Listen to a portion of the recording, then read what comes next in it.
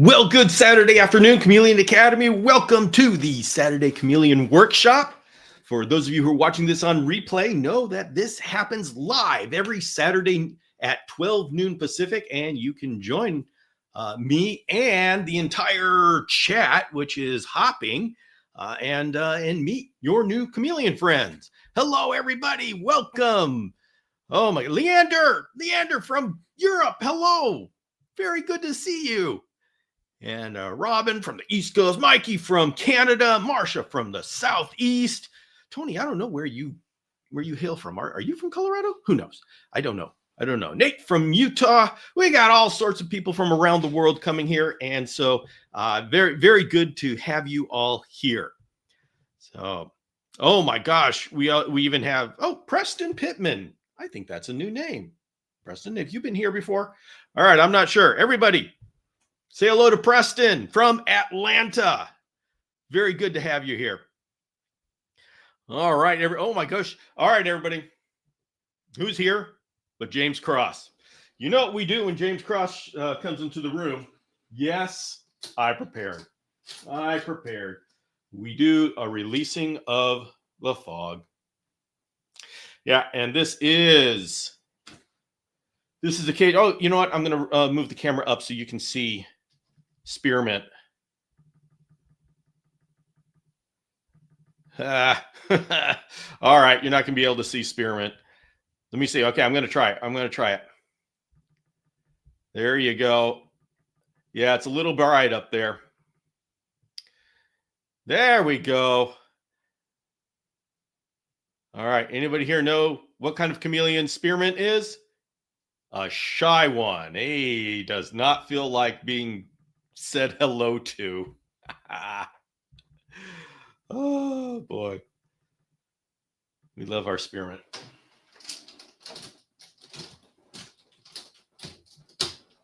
And if anybody out there in YouTube land is saying, "Oh my gosh, there's fog and there's while the lights are on," how can that be? Just remember, the no fog during lights is meant to be no fog really during the heat. It's very cool in here. So we're good. You don't have to report me to the Illuminati or the authorities. So, yeah. Darby is outside. Yes, for those who don't know, Spearmint is a shamrock chameleon, Kaluma ashonasii. And I love that guy. Flick from Northern Ireland. I love this. Yeah, Matrick, where are you from? Let me know where you're from. I'd like to know. I knew at one point. So goodbye. Saying goodbye to my daughter, who's now going off to D&D because she is a D&Der. Hello. I would come in, but yeah. obstacles. You're thinking, whoa, Bill, what's with your lighting? I did a lot of filming yesterday, and so things are a little discombobulated in the Chameleon room. All right. Well, we have things to go over today. Before we get into, we're going to be doing some cage evaluations. Both Nate and Tony have been good enough to send me some of their cages, and so we're going to take a look at them. Going to take a look at them. From Massachusetts, Maderick is from Massachusetts, new father of Jackson's chameleon. Jacksons are awesome. So, all right, but first we have a couple of housekeeping things to do. Talk about the community here. So, first of all, yes, I have a new content calendar, which I think this is what I'm going to settle on. People will say, Bill, this looks slightly familiar. Yes, it is. We've tried this before. And after I've tried so many different combobulations of this, I am settling on this. It is, I like this the best. It worked out well. So what we're going to be doing is on Monday. Those of you signed up for the newsletter are going to be getting the newsletter on Monday. We have a weekly topic that we talk about for the week, and that is where it's going to be introduced. And then Wednesday is going to be a video. Probably 99% of the time will be on the weekly topic. And then the Saturday Chameleon Workshop, you are there. You are here right now. And we're going to be talking about it live. And this is where we can spend the week ruminating on it, going back and forth and talking about it, and then get together on Saturday and discuss it. And so, this is what the schedule looks like. Monday, you've got the newsletter. That comes into your inbox. And for those of you who are not signed up for any of this, I am going to, in the next slides, you're going to show you how to sign up for it. So Monday is newsletter. It comes into your email inbox. It kicks off the week. That's very cool. Tuesday night is the office hours, where we have from 5 p.m. Pacific to 6. Just talk about whatever questions you have, whether it's about chameleons, the chameleon community, or anything else. And that's going to be on the Chameleon Academy live channel. There's 2 Chameleon Academy YouTube channels. On Wednesday, we are going to be having the weekly topic video, and that's going to be launching at 5 a.m. Pacific.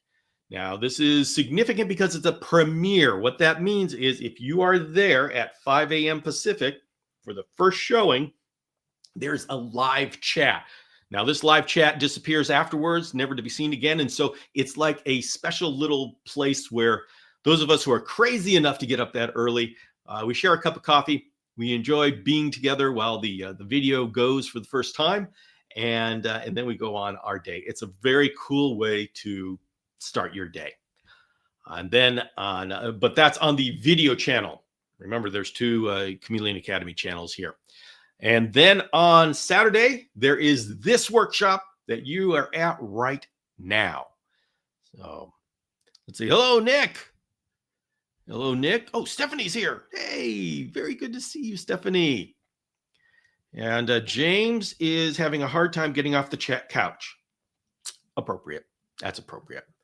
So, and then Steve Hefner is inviting Metric to join the Jackson's Chameleon community. If you're on Facebook, that's an excellent community.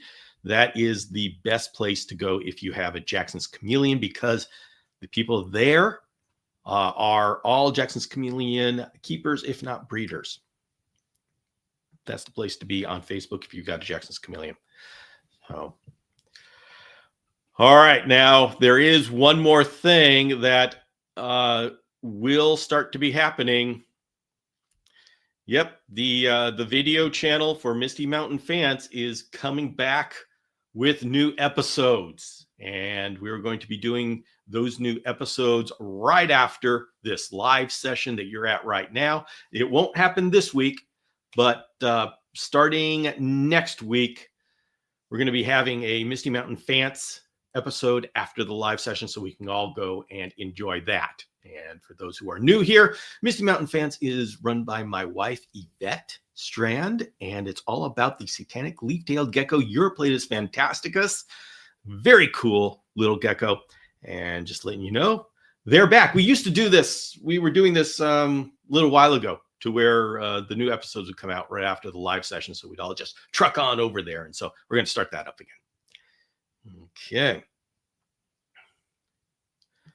For those, yes. So next week's topic is the chameleon the pet for you? And so this is specifically for people who are thinking about whether to get a chameleon or not. And you'll notice the topics are going to range from an outreach for the beginner. Remember, the beginners, we need to have an outreach for them. And so this is specifically for them. And but we also have to nourish the core community that's been around for a while. So I'm going to do a nice little balance between all of that. But that's what's going to be happening next week. James says, I'm pretty... Oh, the answer is yes for Nick. James is saying, I'm pretty sure chameleons are the pet for me. Okay. All right. So you guys have decided this before seeing the video. And that is confidence. But I suspect your answer is correct. Janet has also decided that they are for her. All right. Yes. So, okay, for those of you who are new here, there is a newsletter that will be coming out on Monday. And if you want to sign up, it is free. Comes to your inbox. Go to chameleonacademy.com and find the newsletter place. If you want to do this on a video and you're watching it on your computer and our TV instead of your phone, you can go ahead and take a picture of that QR code there, and it will take you there. Thank you, Nate, for that idea. Now, there are two video channels, two YouTube channels for the Chameleon Academy. One is the videos and one are the live sessions. So we have two Chameleon Academy channels. If you want to do the Wednesday morning video, go to the Chameleon Academy channel right there. Once again, a QR code for the fun of it. And if you want to do the live sessions, our Tuesday evening or Saturday afternoon, where you are right now, that is the live channel. And you can go ahead and click that QR code, or else just search for it on YouTube. And that's how you can be part of our weekly cycle. And we keep doing this, and we keep meeting, and we keep having a grand old time. So QR codes for everyone. Yeah. Leander says, chameleons are the best pet for me. All right. The man knows what he knows. That is it. And then let's see. Well, Janet's saying, all newbies, sign up. So much good information here. Plus, you have all of us. Yes, that is the bonus. The education is just the cherry on top. The real cool thing is you get to be part of a community, and that's a lot of fun. So, all right, folks. Let's see. I think we are ready to start talking about. Oh yeah. I got one more thing to discuss. First of all, Mountain Dragons by Jan Stapala. There was a week of that I wasn't able to ship these out because I got the wrong boxes in, shipping boxes, but the right shipping boxes are in. And so if you want to pick up this book, there are literally 35 books left in the world unsold. I have the last bits that were printed of this first printing. I don't know of any plans to do a second printing or how that would happen. So we've got 35 books left. And if you want one, go to dragonstrand.com and buy it there. And now I can ship them out. So if you place an order, they just went out yesterday. And so they'll be on their way. Oh, wait a minute. Back to the schedule. Richard is saying, still doing chores night. Richard, I am no longer doing chores night. That was one thing that I've had to clean my schedule up a little bit, and so I won't be meeting, at least at this point in time. I won't be meeting on Sunday. Now, if you've been with me long enough, you realize that Sunday has come and gone, and then come back again, and then gone, and then come back again. So I can't say Sunday's a wild card, but right now I won't be doing Sundays. So, all right. Oh, Robin's adding, one of our female bifidus has decided to eat crickets. Finally. Yeah. So we have a bunch of bifidus, and bifidus. I got to show. I should bring up a picture of bifidus just so we can so everybody knows what we're talking about. I think that's appropriate. So yeah, we got in a bunch of wild caught bifidus, and it seems that they had a little bit of trouble adjusting to the whole idea of crickets. And all these species have their different. Oh, that's a brevicord. All these species have their different tastes, and these are wild caught, and so you would expect them to be wondering what the heck a cricket is, because essentially they wouldn't be eating crickets in the wild. So there's a little bit of an adjustment period. So, okay, here we go.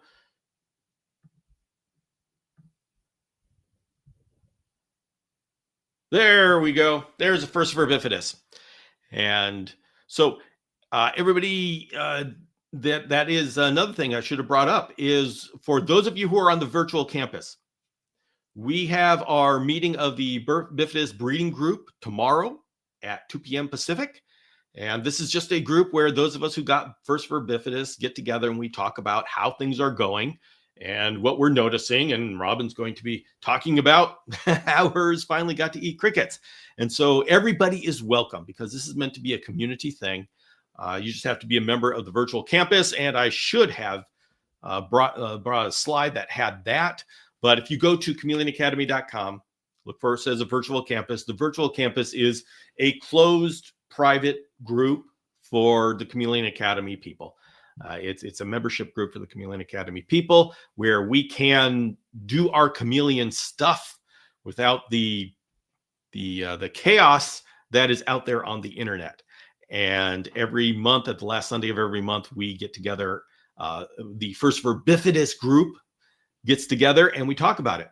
And so if you are of any interest in hanging out, you do not have to have a First for Bifidus to join. And actually, we're probably going to be getting more First for Bifidus coming in not too long, a couple of months. And so there's always the opportunity for you to join us if you'd like. Oh.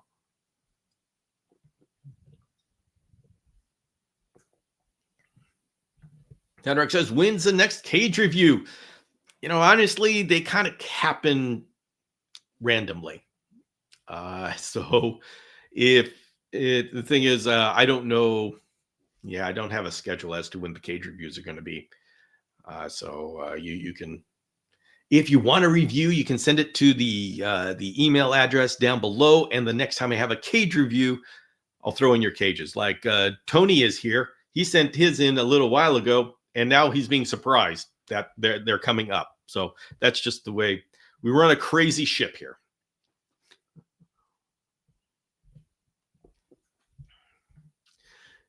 Yeah, they like, I believe James has had a lot of experience with that. James, you're the Bifidus. Oh, there it is. There he answers. They go crazy for him, Mikey. Yep. Okay. Yes. And Mikey Ben, we do need to know an update on Kiwi, your new carpet chameleon.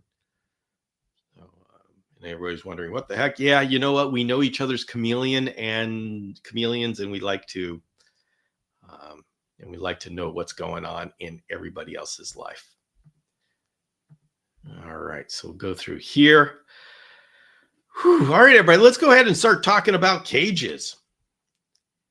And Nate Rowley was good enough to send in some cages. He recently switched over all of not all of his cages, at least 4 or 5 of his cages over to a bioactive.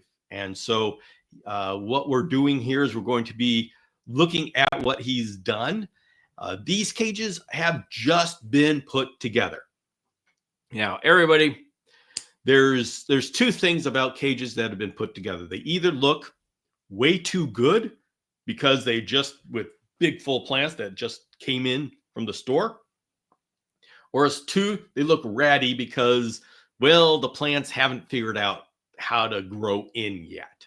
And so when you're looking at a new cage, just remember, just because it looks big and lush doesn't mean it's going to sustain big and lush. And just because it looks ratty doesn't mean that the plants are not healthy. And so, in fact, if you look at, let's go ahead and take a look at what is behind me. We're going to bring this down. So those plants there, I'll go ahead and open this so you can see them.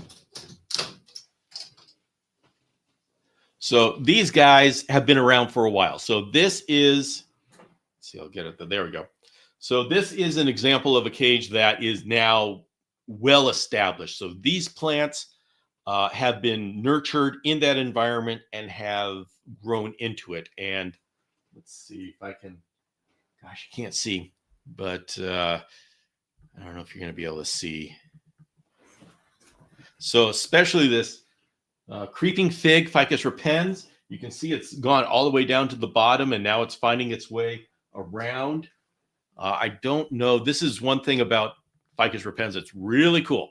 Number one, they have to have lots of humidity and moisture. They will dry out so quickly.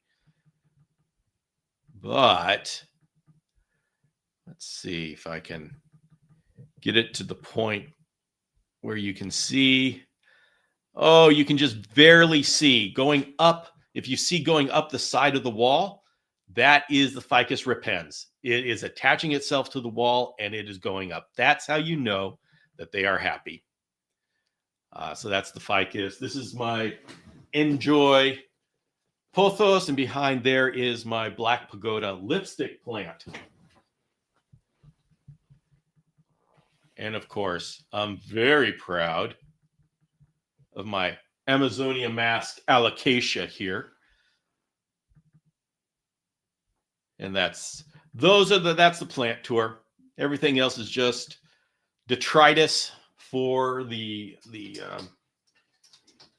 isopods and springtails.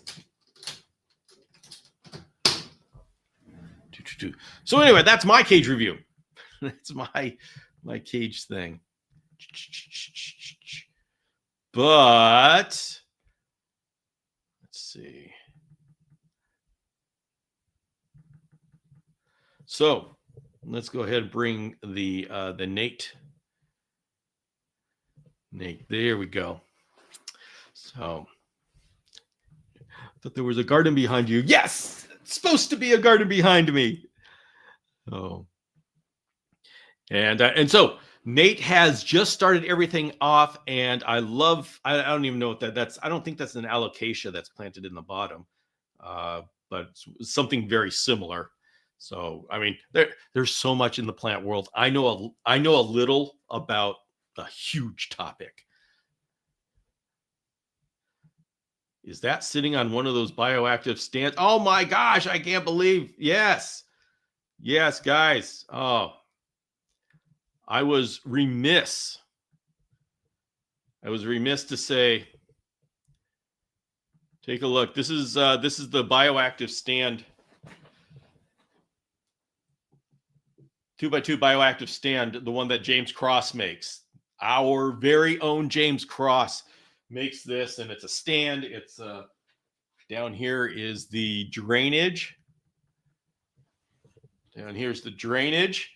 It's on wheels, but because of course it is casters, and so this is what allows me the soil depth to put in to plant my alocasia, and it's got enough of that soil depth for isopods and springtails and all this kind of stuff. So I love this bioactive stand, and I cannot recommend it enough. In fact, I'm probably going to order another one from James. I know there's one left, and I think I'm going to snag it before anybody else does. Three King Syngonium. Okay, wonderful. Syngoniums. Yeah, Syngoniums and alocasias. I still have to figure out what the difference is between those, but they look similar. And then I believe, Nate, am I correct that is a neon pothos that you've got, the yellowish type leaves? That is a variety of pothos, and that's exactly how they're supposed to look. That's a nice, healthy one. And then we have a bromeliad in the back. So, now, does anybody know which chameleon is in here? I believe this is Fred. Am I correct, Nate, that this is Fred? Fred, the Kinyongia bomi. So he gets if you look in the left picture on the top left on the branch. So what you have here is, if you look at the bottom, you see this, there is a soil floor down there, and he's covered the sides with coroplast, which means you're going to be able to maintain the humidity. I got to tell everybody, this is Burl Max philodendron in the back too. Oh, I didn't see. Oh, okay, yeah, I see the philodendron. Oh, Preston says, my wife just brought home neon pothos today for one of ours. I love neon pothos. But we are finding as we start working with this naturalistic, more with the fogging at night. If you fog at night throughout the night, not only will you have a hydrated chameleon, but your plants are going to thrive, especially the kind of plants that we normally use because they like their humidity, like the pothos, the philodendron, the alocasia, the syngoniums, the spider plants. All of these things just love that humidity. And so the Ficus ripens, the creeping fig, that is like my canary plant, my canary in the coal mine plant. If that is doing good, you know your humidity is solid. But they crisp so quickly if the humidity is not good.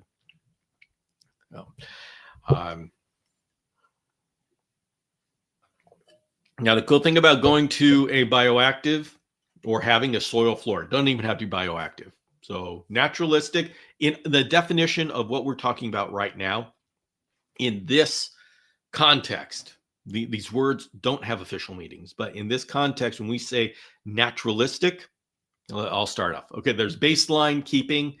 In the Chameleon Academy, when we say baseline keeping, that is using live plants and a bare floor.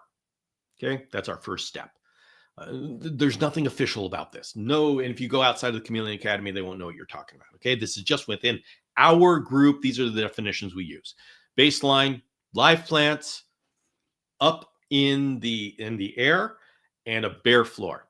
Naturalistic is the live plants up there, but you're adding in a soil floor and maybe some plants in the soil floor. And then bioactive means you're adding isopods and springtails into the soil. So when your soil is breaking down, it's not only nourishing the plants, it's nourishing isopods and springtails, and they process the poop and all that kind of stuff. So those are the terms and how we use them here. And so when you go naturalistic and you add a soil floor there, you start to create a humidity sink. And this is where, of course, that soil holds water and that water will evaporate into the air. And so you all of a sudden have this huge humidity source. When you just have live plants, you still have those humidity sources, but they're the small pots. And so, okay, it's a little bit of humidity, but it's not really like environmental humidity. When you do this, what Nate's just done, you start to create an environmental humidity because the chameleons, just like in nature, the lower you go, the more you can expect humidity. Now, it doesn't matter when it's raining or fogging and all this kind of stuff, but when during the day, you expect when you're up high that it's going to be warm and drier. When you go down to the ground, it's going to be darker, cooler, and more humid. And so when you start playing with soil floors, you're bringing in that dynamic into your cage. And I want to say that sounds like something we all should do. And in a way, I do agree that that's something where that's a good place to go. But I also want to make it clear, if you're listening to this, it doesn't mean that's where you should start. It's complex to add on a soil floor and to make sure that there's no that your hydration or your drainage is dialed in, because it's a complication. If your soil floor becomes saturated because there's too much water, it becomes a muddy mess. It's unhygienic. It's bad news. So it's one of those things where I think it's a good thing, but I don't want beginners to try it because it's just one more thing that they have to figure out, and it could go wrong and make an unhygienic mess. So don't feel pressured to go to a soil floor. Your chameleon can live its entire life with a bare floor, especially if we're talking about Panthera valens. But for those of us who have been around for after about a year, you get your husbandry down, you're saying, what's the next step? Going to a soil floor is possibly a next step. Oh yeah, drawer of cuttings rooting now. Steve Hefner is replicating his neon pothos. Hey, Yvette's here. Missy Mountain fans, welcome. Oh, so good to have you here. Steve Hefner. Oh, yeah. Hey, Yvette. Geraldine says, I'm looking forward to the return of your videos. Yay. And Steve says, Nate, is your cristatus also in a bioactive enclosure? Oh, Steve, just hold on to your hats. Guess what? We got more coming. We got more coming. All right. James says, I've got the bio balls. Been too lazy to tear down the cage, start over again. Okay. For those who are new, it's not James being crass, which I'm not saying he wouldn't be, but what he's saying is he's using those clay balls at the bottom of his cage. This is part of drainage.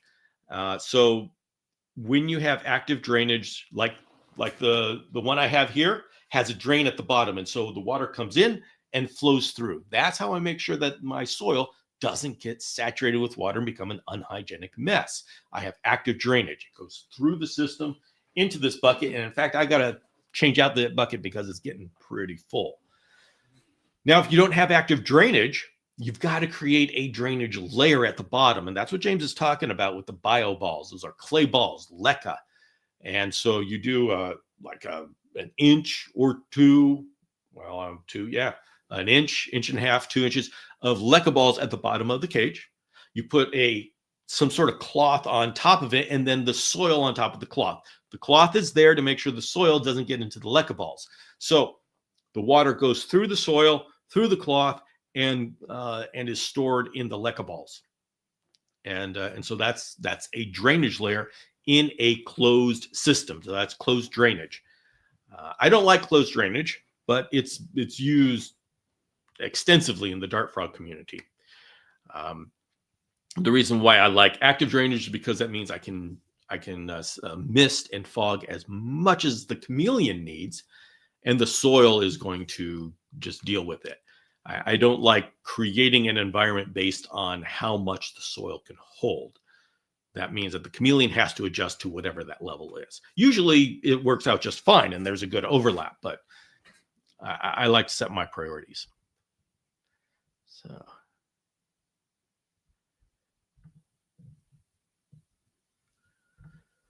What do you think about stainless steel screen in between the bio balls and the substrate? That would be fine as long as it's fine enough. The holes are small enough that the soil doesn't leak through the steel screen. So if you get a very fine mesh, it should work. And Nick says, if anyone's curious, I have active drainage. There he is. You know what? Yeah, you know what? Some of us active drainage, we're kind of active drainage snobs. We're pretty proud of it. Marshan says, I just used the aluminum screen door screen. Okay, so there you have it. That is shown to work. All right, so you'd say, okay, that's very cool. What's next? Well, let's see what Nate has next. And for those of you who asked if Nate's cristatus Roger is in a bioactive, this is your answer. So here's another look at what one of these cages can be. What I really like, I love the spotted plants. That's a begonia maculata, angel wing begonia at the bottom. And let's see, we've got a golden pothos in there, a bromeliad in back. And Nate, what is this another of the syngoniums that is planted in here?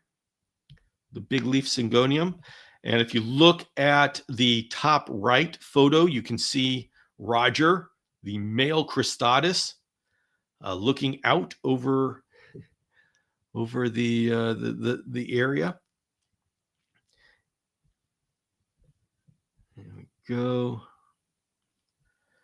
So for those who don't know, cristatus are a deep forest chameleon, and so really love having such a thick foliage, and the cristatus is really going to like when that starts growing in. Right now, It's definitely got enough leaves. Roger's going to be happy, but as that grows, he's going to get happier and happier because that angel wing begonia is going to start. It's just going to start growing up, and everything's going to get thicker.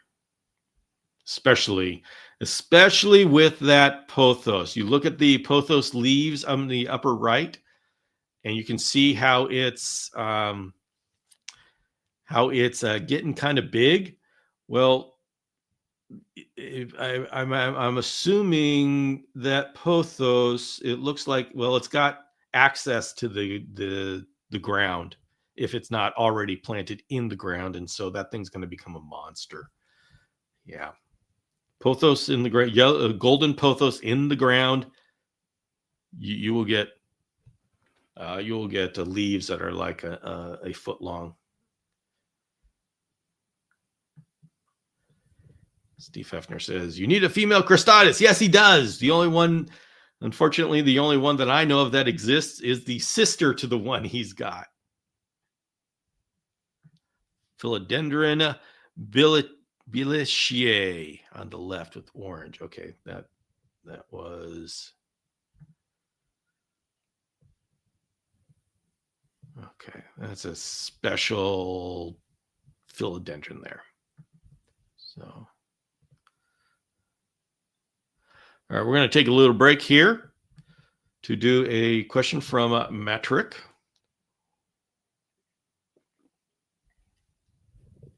Where's Jackson? That's on Facebook.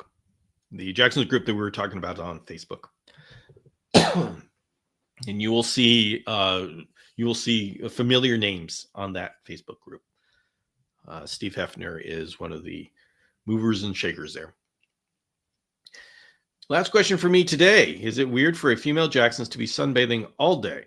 The heat lamp is about 6 to 7 inches away with both of the leaves covering the direct light a little.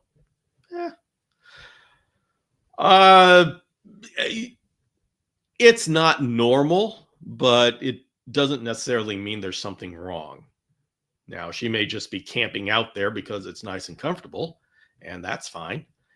If she is dark and flattened out, trying to absorb every bit of that light that she's 7 inches away from, I would say she needs a little bit more. But just her being there and hanging out there, this probably just means she's comfortable. So it is good that you are taking note of this, but this is one of those things that I call a yellow flag, as in, okay, look for more clues to see if it's something that needs to be dealt with. All right, Nate's answering a question about the substrate. My substrate mix consists of cocoa core, lava rock, charcoal, sand, orchid bark, pumice. I changed the banner picture weekly. Oh, but that's an important job, Steve. It's an important job. Oh, all right. So, and this gauge here is another one of Nate's that he's put together, and this is for one of his Furcifer bifidus. You can see the male up there with his nice big rostral process. And once again, it's golden pothos. I see what looks like the begonia maculata in the back, and a little bit in front there. So let's see. And then let's go on to another one. So we're going to go through these a little bit. Wait a minute. It's looking like I did 2 slides on the same cage. All right. Well, it's kind of fun to look at. It's fun to look inside of all of these cages and try to identify the plants and such. Hoya in the front right. Okay, there's a Hoya. Okay, yeah, I see the Hoya. Hoya is the one in the pot attached to the branch. And then, okay. Wait a minute, is this the same one? This is the same one. Okay, I got a lot of, I thought these were the different cages when I was looking at them earlier. but apparently not. That's okay. They're all fun to look at. In this one, you can actually see how he's doing the floor there. It's got something moved in, like leaves or sphagnum moss. I'm not sure what's in there. 4 different cages. All right. So if anybody who is wondering about his soil, this is what it looks like. It's nice and fluffy. And I got to tell you, with the bioactive, you want a lot of things that break down in the soil and drainage. Those are the very cool things. Joanne loves the angel wing begonia too. I do too. Had 2, but broke one off the soil when I was trying to place between 2 branches. Yep, I do that too. And I just put that whatever I break off in the soil, and it grows again. Everybody, angel wing begonia, begonia maculata is a very fun plant to work with. So, all right, Nate, thank you so very much for sharing that with us. Now let's take a look at a cage by Tony Sinkanek. I don't know how to pronounce that, and so I may pronounce it differently every time.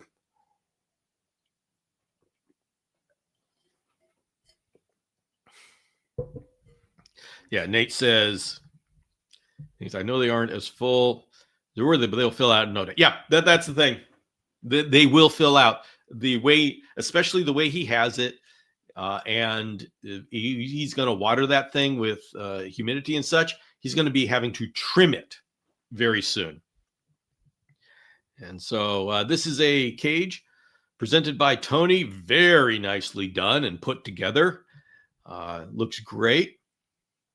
Now, the one thing that I would caution people who want to do this is that putting things on the side eats up a lot of inches, and the 2x2 by 4 foot tall cage is narrow for an adult panther chameleon as it is. And so if you're going to be doing this, consider starting with a double wide cage. But this is very nice. It looks like Tony, how do you are those wood bark things that you've put into the side?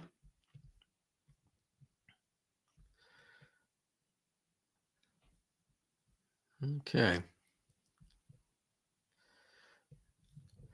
So what I like about you get some creativity going on here, and those plants, especially the pothos, are going to grow and start to take over there.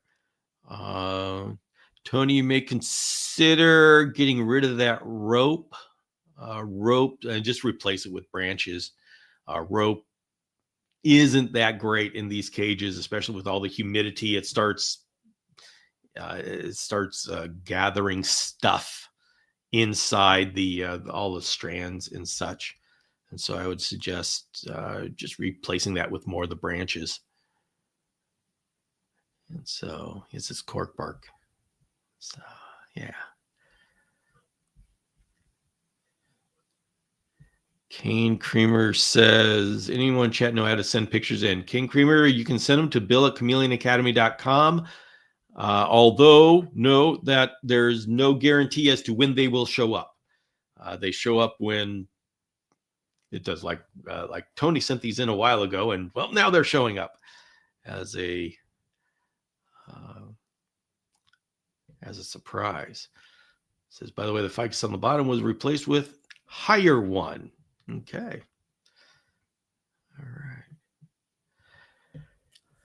Yeah, when we put things on the walls, I actually did this. I had a fun time doing this, where I did an early model where I had walls with all of this on it, and I found out pretty quickly you need a lot of light to make sure it doesn't turn into a cave, and so the more space, the better. And so you could get that something looking good, as well as having the space and all the light coming down.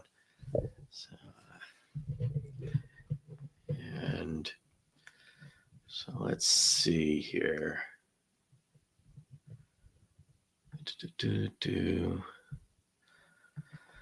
All right. Are there any other questions about these cages, or yeah, questions for me or the cage makers?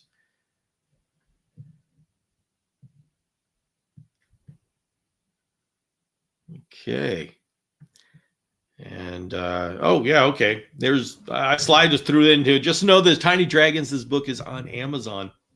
And if you get it on Amazon, please leave a review.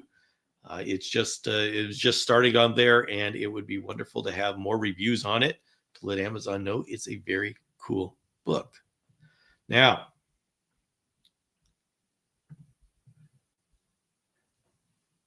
we have 14 more minutes. Let's just hang out. And now's the time for me to ask you, how are things going there? What are you guys up to? What is exciting that's going on? Let me know what's going on in the community. I'll give you a little insight as to what's going on with me after I take a drink of water.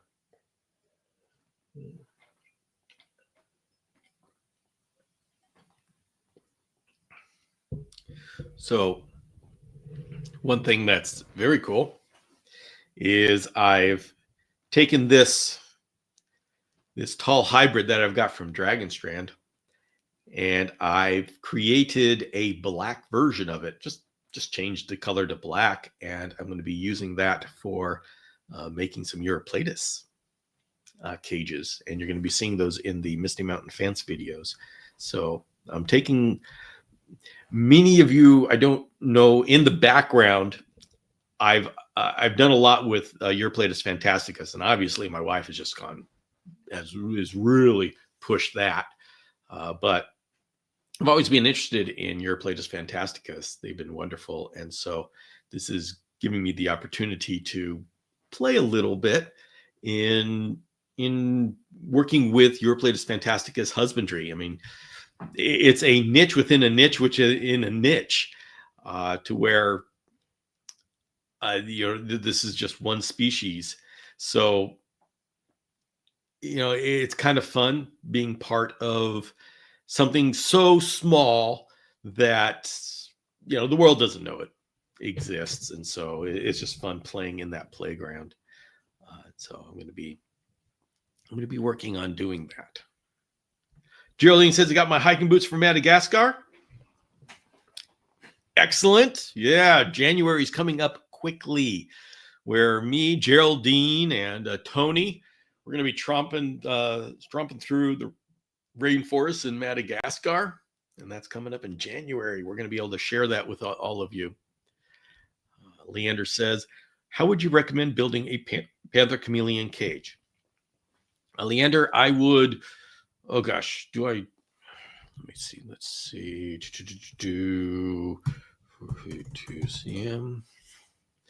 so I would start with the idea of making it 122 centimeters wide by 60 centimeters deep and 122 centimeters tall. That would be where I would start. If you're going to be building one, start with those dimensions.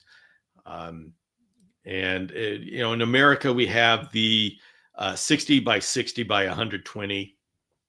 And you got to say that's 2 by 2 by 4 foot for all of us on this side of the Atlantic. The thing is, if you're going to be using those dimensions, just buy it. I mean, I love building cages, but if you're going to be building the cage, do something that's not available and make it 4 foot, 120 centimeters by 60 centimeters, 2 foot by 4 foot tall, 120 centimeters.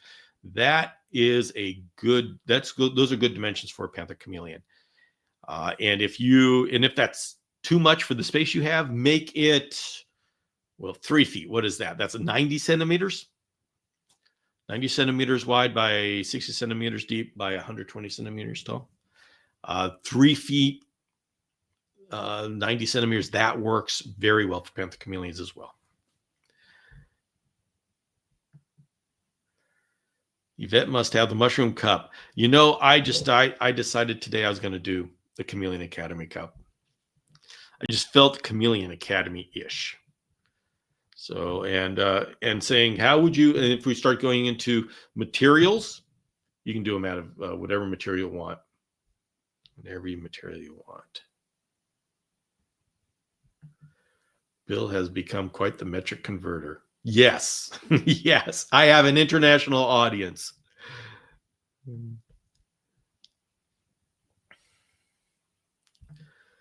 Finally moved Waldo into his double wide enclosure. Congratulations, Waldo. Now you just need some rain puddles to play in, to work them in, of course. Yeah. Yeah, definitely wear those boots before you tromp through the mountains in Madagascar. We have 2 hikes that are up mountains. They're just day hikes, but still, we do a lot of. You're going to be a lot of walking.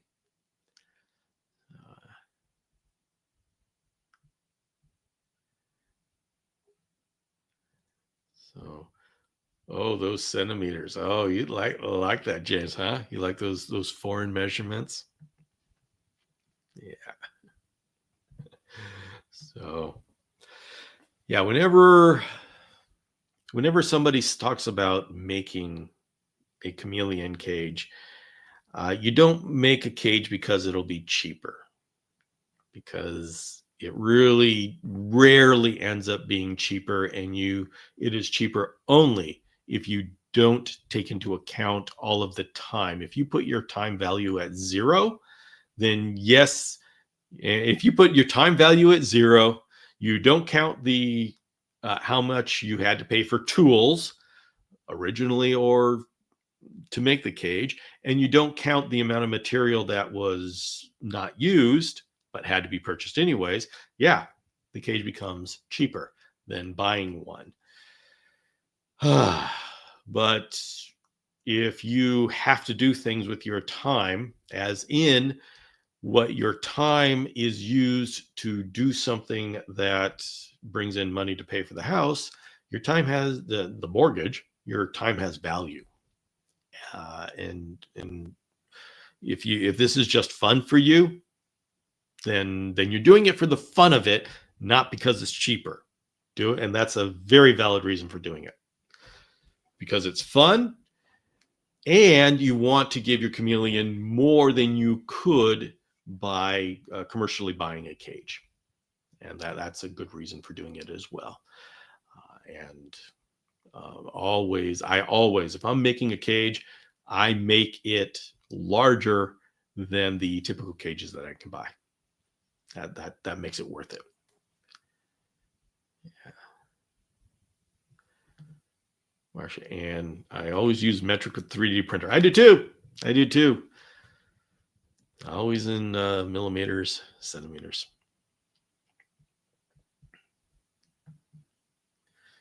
James Krause says the build is worth it, though. Nothing like sense of pride making your own habitat. And this is so true.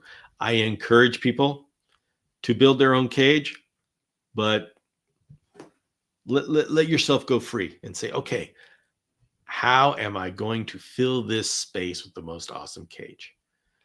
Now, I will give you a hint. Everybody out there who's thinking about doing this, the depth of the cage, careful that you don't just say, hey, I can make a 3-foot deep cage, and that'll be even better. Yes, I know that sounds good, but just remember, you've got to reach to the back of the cage. If you can't reach to the back of the cage, I can guarantee you your chameleon is going to hang out where you can't get a hold of, can't reach them. So it's just a good idea. Keep your reach in mind when you deal with those dimensions. That's why, like in Dragon Strand, I always go with 2-foot depth. Just a little hint. Material costs are ridiculous. It makes it hard for a guy to make a buck. Yeah. Spent about $200 per enclosure I built and $1,000. Ain't that the truth? An excellent spot for Parsons Cage, but you don't have. You know what? Things are going to be happening now. I now have a schedule, and by next Saturday, I'm probably going to share with you a schedule that actually has a date for the Parsons Chameleon Care Guide.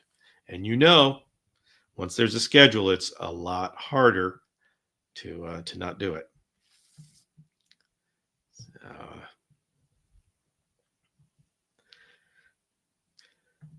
Now, Marcia, once I do this care guide, I want to see a bunch of people with Parsons Chameleons. All of you out there who are saying that the reason you don't have Parsons is because I don't have a care guide. Once I get that care guide, I want to see my community explode with Parsons Chameleons. That's right, everybody. Parsons Chameleons for everyone. Okay. All right, everybody. We are coming to the end here. Well, but Alicia is here. So at least that. So I am terribly late. Well, we're very glad that you were able to come and show up and hang out with us. But hey, you're in time for the final comments as to how anything else anybody wants to bring up. Remember, the next time we will be meeting is Tuesday on this live channel that you're on right now. Tuesday 5 is for the if you sign up for the newsletter, then, by the way, if you sign up for the newsletter, go into your email. There is a confirmation that you need to confirm once it gets to your email to confirm that, yes, I actually did want to sign up for this. And then if you do sign up for that, you're going to get an email on Monday. Office hours at 5 p.m. Pacific are on Tuesday here at the live channel. And then Wednesday at 5 a.m. Pacific on the video channel, we all get together for coffee in the morning.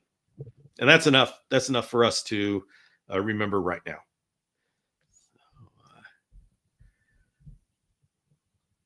Oh, time's up already. I'll see you all soon. Enjoy your weekend. Great to have you all. Thank you for making Saturday a wonderful place to be. And so go be excellent to each other. I'll see you next time.